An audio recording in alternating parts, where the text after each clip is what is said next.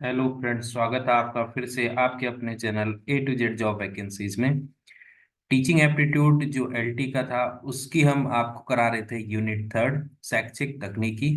और आज मैं आपके लिए ले आया हूँ क्लास नाइन्थ इस टॉपिक की, जो है आईसीटी का प्रयोग मूल्यांकन में कैसे करेंगे। और साथ में आईसीटी का जो उपयोग होता है वो उपचारात्मक और निदानात्मक शिक्षण में कैसे होता है। साथ में डिस्कस करेंगे ऑनलाइन एवेल्यूशन प्रक्रिया की। और इसके लिए इम्पोर्टेंट है ओएमआर, जो आपको पता ही है, इसकी फुल फॉर्म ओएमआर चेकिंग की प्रोसेस। ये सारी चीजें डिस्कस करेंगे आईसीटी के टूल्स के इस क्लास में। इसके बाद आपके लिए एक और क्लास आएगी जिसमें हम डिस्कस करेंगे डिटेल से इलेक्ट्रॉनिक मेल यानी ईमेल, साथ में टाइप ऑफ ईमेल्स। साथ में हम डिस्कस करेंगे ब्लॉग्स कि ब्लॉग्स क्या होते हैं जो आपके सिलेबस में मेंशन है।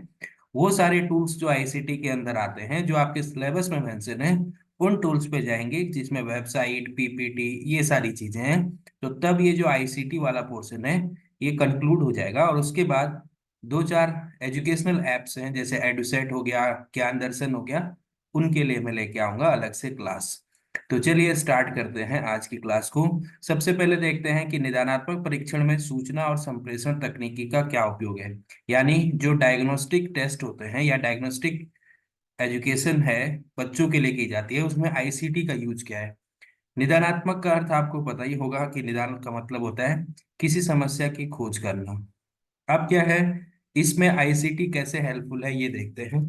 तो देखिए क्या होता है, विद्यार्थी कक्षा शिक्षण से संतुष्ट नहीं हो पाते हैं और दिनों दिन उनकी निजी ट्यूशन की प्रवृत्ति बढ़ती चली जा रही है।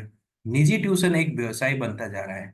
तो क्या हो रहा है वर्तमान में कि अगर बच्चे को क्लास में समझ नहीं आता है तो बच्चा ट्यूशन लेने लगता है। तो ऐसी परिस्थिति में क्या है, कंप्यूटर आधारित निदानात्मक परीक्षण लाभदायक होता है। कैसे लाभदायक होता है इस स्थिति में देखिए, इसमें कोई अतिरिक्त व्यवस्था करने की आवश्यकता नहीं है। केवल कंप्यूटर और सॉफ्टवेयर का होना ही पर्याप्त होता है। यदि विद्यालय के वेबसाइट पर ये उपलब्ध है तो विद्यार्थी घर बैठे भी इनका उपयोग कर सकता है। यानी अगर आपको बच्चों को निदानात्मक निदानात्मक शिक्षण या निदानात्मक परीक्षण में जो है आईसीटी का यूज करना है, तो उसके लिए आप देखते होंगे आजकल स्कूल्स ने क्या कर रखी हैं, अपनी अपनी वेबसाइट बना रखी है। और उस वेबसाइट पे जो है आपको स्टडी मटेरियल प्रोवाइड किया जाता है। स्टडी मटेरियल साथ में आपको सॉल्यूशंस जो है वो प्रोवाइड कराए जाते हैं। तो क्या है, इसके लिए आपको केवल कंप्यूटर और सॉफ्टवेयर की जरूरत है। और उससे क्या होगा, विद्यालय में वेबसाइट पर ये उपलब्ध करा दिया जाए तो विद्यार्थी घर बैठे इनका उपयोग कर सकता है। इससे जो विद्यार्थी की क्या है ट्यूशन की प्रवृत्ति है वो क्या हो जाएगी, खत्म हो जाएगी। कभी कभी तो आपने देखा होगा कि वीडियो लेक्चर्स भी आपके पास मिलते हैं। जैसे उत्तराखंड में ही आप देखते होंगे कि एक ऐप है जिस ऐप के अंदर बहुत सारी अच्छी अच्छी चीजें या नॉलेजेबल चीजें हैं, जिसे स्विफ्ट चैट कहा जाता है उसमें। या अभी एम्बाइब ने जो क्या किया है, एम्बाइब ने एक ऐप बनाया है, जियो एम्बाइब ने। उसमें क्या किया, बच्चों का रजिस्ट्रेशन कराया जाता है और बच्चों को study material offline video classes provide कराई जाती है। तो ये क्या है आपके पास, निदानात्मक परीक्षण में सूचना और संप्रेषण तकनीकी का प्रयोग है। अब देखते हैं उपचारात्मक में कैसे होता है। तो निदानात्मक परीक्षण के बाद का चरण उपचारात्मक शिक्षण होता है। इसमें शिक्षक की महत्वपूर्ण भूमिका होती है। कक्षा शिक्षण में व्यक्तिगत विद्यार्थी के लिए उपचारात्मक शिक्षण कराना व्यवहारिक नहीं होता है।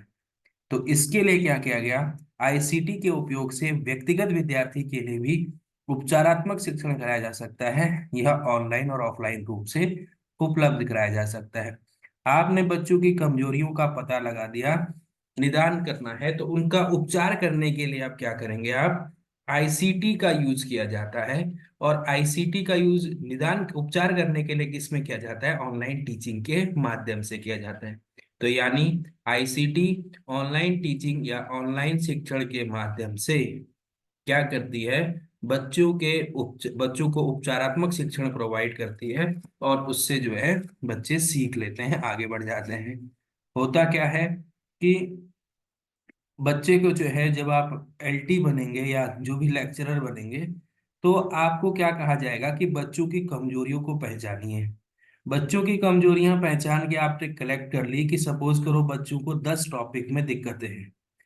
इन 10 टॉपिकों पे क्या होता है कि वीडियो लेक्चर बनाए जा सकते हैं। जो आपका सीमेट है या आपके पास SCERT है, वहाँ पे जो टीचर्स हैं वो भी लेक्चर्स बनाते हैं। तो उन लेक्चर्स को शिक्षा के विभिन्न स्रोतों से या विभिन्न ऐप के माध्यम से बच्चों तक पहुंचाया जाता है। तो ये क्या है? ऑनलाइन शिक्षण है। बच्चों से आपने निदानात्मक शिक्षण परीक्षण किया कि कैसे करके क्या क्या कमियां हैं, और उनके उपचार के लिए क्या किया, अपना मटेरियल प्रोवाइड करा दिया। अब आगे बढ़ते हैं। अधिगम सामग्री तैयार करके उसे जो मैं कह रहा था, देखिए, अधिगम सामग्री तैयार करके उसे विद्यालय वेबसाइट पर भी अपलोड किया जाता है। विद्यार्थी इंटरनेट और सॉफ्टवेयर की मदद से इनका उपयोग कर सकता है तथा अधिगम में सुधार कर सकता है। वही चीज जो मैं कह रहा था आपको कि क्या होगा, विद्यालय के लिए, विद्यालय की वेबसाइट के लिए सामग्री एकत्रित कर की जाती है और उसको वेबसाइट पे पब्लिश किया जाता है। जैसे आपने KVS संगठन की देखी होगी, तो KVS संगठन की जो वेबसाइट है उस पे अगर आप जाएंगे तो वहां पे देखिएगा आपको बहुत सारे आ, ये असाइनमेंट टाइप के क्वेश्चन वो मिलेंगे, श्रृंखलाएं मिलेंगी। बहुत सारे असाइनमेंट्स है, इंपॉर्टेंट क्वेश्चंस के कलेक्शन है वहाँ पे।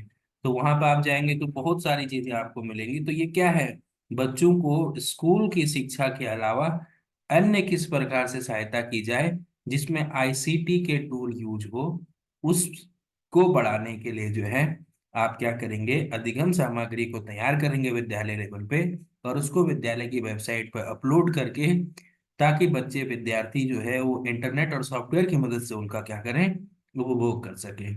आगे बढ़ते हैं। विद्यार्थी इंटरनेट और सॉफ्टवेयर की मदद से इनका उपयोग कर सकता है तथा अधिगम में सुधार कर सकता है। तो विद्यार्थी क्या करेगा, इंटरनेट और सॉफ्टवेयर की हेल्प से जो है इनको ग्रैब करने की कोशिश करेगा, ताकि उसको सारी चीजें आप ही प्रोवाइड कर दें, उसको किसी बाहरी ट्यूशन लेने की जरूरत ना पड़े। तो ये है उपचारात्मक और निदानात्मक में शिक्षण का, सॉरी, ICT का यूज। अब बात करते हैं मूल्यांकन में। अब मूल्यांकन में ICT कैसे हेल्पफुल है? तो मूल्यांकन में सबसे पहले तो क्या है, देखिए, अगर आप ICT से यूज कर रहे हैं तो विद्यार्थी अपनी उपलब्धियों का स्वयं आकलन कर सकता है। इसका एक एग्जाम्पल है कि आप बहुत सारे क्विज करते होंगे। आप जो क्विज करते हैं, ऑनलाइन क्विजेस, उसमें लास्ट में आपको बता देता है कि आपके 15 क्वेश्चन थे, उसमें से 7 सही हैं। तो आपने खुद का एवेल्यूशन खुद से कर लिया है। परीक्षा का तनाव कम किया जा सकता है। बार बार आप क्विज की प्रैक्टिस कर रहे हैं, बार बार आप MCQs देख रहे हैं। जैसे अभी मैंने आपको उत्तराखंड के जो जैव विविधता की उसके कम से कम 100 MCQ कराए हैं। उसमें मैंने आपको सारी चीजें डिटेल से भी बताई हैं। तो आप अगर उन वीडियो को देख रहे होंगे या वहां देख रहे होंगे, तो आपको क्या है, अपने आप को जांचने का भी मौका मिल रहा होगा कि कितने क्वेश्चन आप सही जवाब दे पा रहे थे। जो चीजें आपको नहीं पता थी वो वहां से पता भी चल रही होंगी। तो उससे क्या, आपकी प्रैक्टिस बन रही है, तो आपका प्रेशर खत्म है, तनाव खत्म हो रहा है। शिक्षक और विद्यार्थी दोनों के लिए समय पर कागजी कार्य की बचत होती है। कागजी कार्य बार बार इवेल्युएशन लेने से अच्छा तो ऑनलाइन ले लिया। आपको पता है कि पेपर बचेंगे। शिक्षक और विद्यार्थी दोनों ही कंप्यूटर आधारित निदानात्मक परीक्षण के द्वारा विषय के कमजोर क्षेत्रों का पता लगा सकते हैं तथा उससे उसके लिए उपचारात्मक शिक्षण करवा सकते हैं। अब क्या होता है, देखो, बहुत सारे डायग्नोस्टिक टेस्ट भी होते हैं जो ऑनलाइन होते हैं। ऑनलाइन डायग्नोस्टिक टेस्ट किए गए आपके, तो आपको पता चला, जैसे आपको सपोज करो 10 टॉपिक के क्वेश्चन बना के, एक छोटा सा एग्जांपल मैं दे रहा हूँ, और ऑनलाइन आपकी एक क्विज ले लिया। अब आपका देखा गया, इवेलुएट किया गया, तो आपको एक पर्टिकुलर टॉपिक में 5 क्वेश्चन दिए गए और दूसरे टॉपिक से भी 5 क्वेश्चन दिए गए। इन दो टॉपिकों से जो 5 5 क्वेश्चन मिले थे, इसमें से आप एक ही कर पाए और इसमें से 4 कर पाए। तो आपकी समस्या का समाधान नहीं हुआ, लेकिन समस्या की पहचान की गई कि इस 5 में एक क्या, यानी ये जो टॉपिक होगा, टॉपिक 1, ये अभी आपका वीक है। तो इसके लिए फिर आप उपचारात्मक शिक्षण की व्यवस्था करेंगे। ये है इंपॉर्टेंट। फिर विद्यार्थियों में आत्मविश्वास और विषय के प्रति अभिरुचि को बढ़ाया जा सकता है। आप इंटरेस्टिंग वे में आप जो है बच्चों को पढ़ा सकते हैं, क्विज करा सकते हैं, और साथ में जो है आत्मविश्वास, यानी बच्चा जब बार बार परीक्षा देता है तो उसका ऑल सेल्फ कॉन्फिडेंस इंक्रीज होगा। तो ये है मूल्यांकन का संप्रेषण तकनीकी, मूल्यांकन में सूचना और संप्रेषण तकनीकी का use, use of ICT in evaluation. अब बात करते हैं, देखिए इंपॉर्टेंट है ओएमआर की। ओएमआर, तो सबसे पहले ओएमआर क्या होता है? Optical mark reader. और अगर इसके आगे स्कैनर लगा दिया जाए तो optical mark reader scanner, sorry. अब ओएमआर सीट का उपयोग बहुविकल्पीय प्रश्नों के उत्तर प्राप्त करने हेतु विभिन्न प्रवेश परीक्षाओं और प्रतिवेदी प्रतियोगी परीक्षाओं में किया जाता है। ये तो आपको पता ही है कि ऑब्जेक्टिव क्वेश्चंस का जो पेपर होता है उसमें ज्यादातर किसका यूज होता है? ओएमआर का। अब ओएमआर से परिणाम कम समय में और पूर्ण शुद्धता के साथ निकाले जा सकते हैं। तो ओएमआर में कोई छेड़खानी नहीं कर सकता जनरली। अब करने वाले तो कहाँ का कर लेते हैं और अलग चीजें हैं, लेकिन माना जाता है कि ओएमआर एक विश्वसनीय टूल है। ओएमआर सीट से डाटा को डिजिटल रूप में स्थानांतरित करने के लिए OMR sheet scanner machine, OMR sheet checker या ओएमआर सीट रीडर सॉफ्टवेयर का प्रयोग किया जाता है। तो देखिए ओएमआर से क्या किया जाता है? डाटा को डिजिटल रूप में पहले कन्वर्ट किया जाता है, ये आप ध्यान रखिएगा। डिजिटल रूप में कन्वर्ट किया जाता है, और डिजिटल रूप में कन्वर्ट करने के लिए आपके पास ओएमआर सीट स्कैनर एक तो ये होता है, साथ में इसके साथ आपके पास ओएमआर सीट चेकर होती है जो आपकी ओएमआर सीट को चेक करते हैं। तो एक तो आपके पास क्या है, स्कैन करेगा, और साथ में आपके पास ओएमआर सीट चेकर होता है जो ओएमआर सीट को एवेलुएट करेगा। और इसकी जगह चेकर भी हो सकता है और सॉफ्टवेयर भी यूज किया जा सकता है। इसमें डाटा सांख्यिकीय विश्लेषण के लिए एक्सेल सीट का प्रयोग किया जाता है। तो इसमें क्या किया जाता है, आपके पास जो एमएस एक्सेल सीट्स होती हैं उनकी हेल्प से मार्क्स काउंटिंग का काम किया जाता है। जैसे यहाँ से मार्क्स अब काउंट हो गए तो उनके लिए एक सीट बन जाती है कि इतने रोल नंबर का इतने मार्क्स, इतने रोल नंबर के इतने मार्क्स, इतने रोल नंबर के इतने मार्क्स, वो एक्सेल सीट की हेल्प से डाटा बनता है। अब देखिए एमआर की प्रोसेस पूरी क्या है उसके बारे में जानते हैं। तो किसी प्रवेश परीक्षा में कैसे कार्य करती है एमआर सीट, यहाँ देखिए।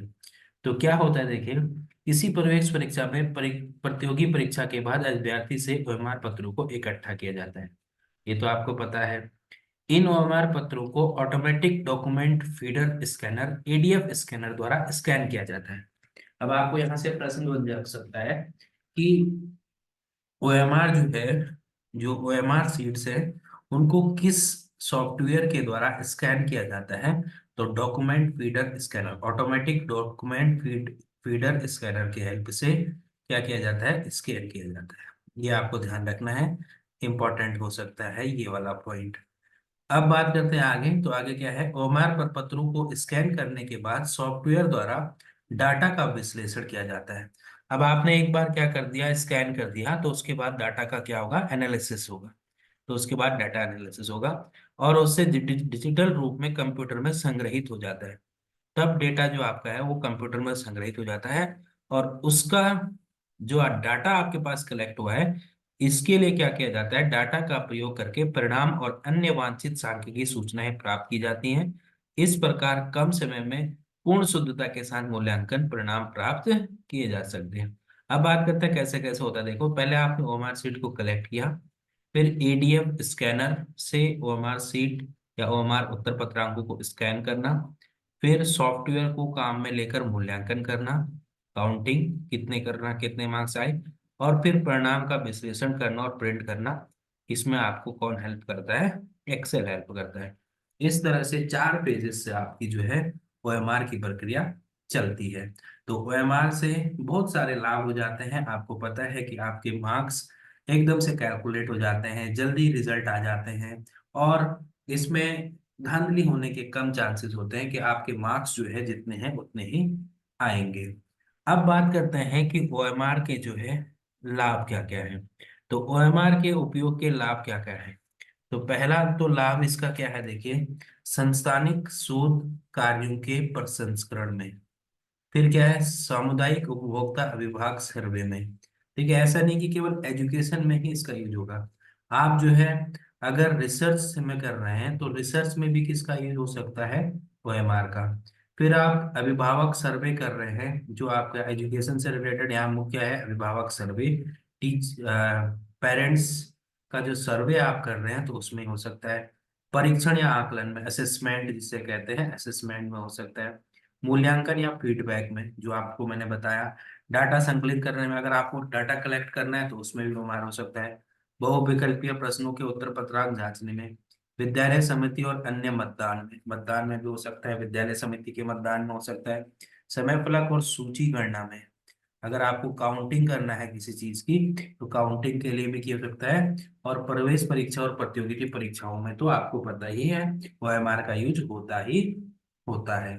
तो ये था आपके लिए ओएमआर, और कैसे करके आईसीटी जो है वो इवैल्यूएशन प्रोसेस, उपचारात्मक शिक्षण और निदानात्मक शिक्षण में हेल्प करता है। तो मुख्यतः आपको यह देखने को मिला कि हम आईसीटी के यूज से जो है क्या करेंगे, पहले बच्चे के कौन सी चीज उसको डिफिकल्ट लग रही है, किस पक्ष में वो मजबूत नहीं है, उसका परीक्षण करेंगे। निदानात्मक परीक्षण पता करने के लिए किया जाता है, तो वहां से पता करने की कोशिश करेंगे।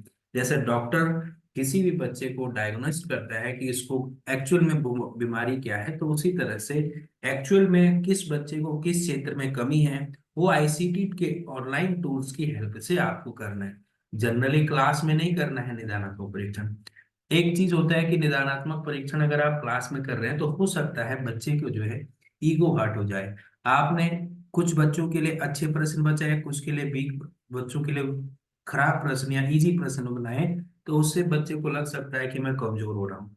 तो इसलिए ऑनलाइन आप करेंगे तो वो केवल उसी बच्चे को पता है कि मुझे किस तरह के प्रश्न दिए जा रहे हैं, तो उससे आपने डायग्नोस्ट करना है। उसके बाद बहुत सारी शिक्षण सामग्री जो है आपको बनानी है उस पर्टिकुलर चीज पे, जिससे कि उसको उपचारात्मक शिक्षण दिया जाए, और तब आप उसको जो है अच्छे से कर पाए। अब इसके लिए वेबसाइट्स बनाई जाती हैं, अपने अपने स्कूल की वेबसाइट्स बनेंगी। तो वेबसाइट्स निर्माण कैसे होता है, कैसे करके ब्लॉग्स का निर्माण होता है, कैसे करके आप जो है ईमेल का निर्माण करेंगे, ईमेल की क्या इंपॉर्टेंस है, क्यों इंपॉर्टेंट है ईमेल्स।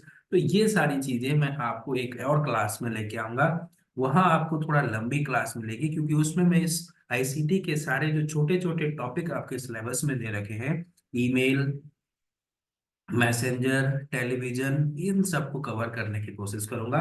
तो आप बने रहिए आपके अपने channel A to Z job vacancies के साथ। होपफुली आपको ये वीडियो पसंद आ रहा होगा, और अगर पसंद आ रहे हैं क्लासेस तो आप लाइक शेयर और सब्सक्राइब करना मत भूलिए।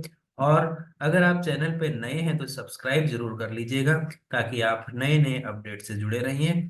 मैं आपके लिए नेक्स्ट लेके आऊंगा एक इम्पोर्टेंट क्लास और आईसीटी की। तो आप तब तक प्रीवियस क्लासेस को भी देखिए, क्योंकि जब तक आप पूरे सिस्टमेटिक वे में मैं आपको कंटेंट दे रहा हूँ, एक एक टॉपिक करके सारी यूनिट के टॉपिक्स खत्म करेंगे। अभी यूनिट थर्ड चल रही है, फिर नेक्स्ट यूनिट पे जाएंगे, फिर बाकी यूनिट्स भी देखेंगे। तो आप जो है बने रहिए आपके अपने channel A to Z job vacancies के साथ। थोड़ा सा आप लोग सिस्टमेटिक वे में पढ़ाई करेंगे तो आपको समझ भी जल्दी आएगा, और जल्दी से आपके टॉपिक्स भी कवर होंगे। तो ओके, गुड लक, प्रिपरेशन करते रहिए। समय आपके पास काफी है, बस आपको तैयारी अपनी पूरी रखनी है। Good luck.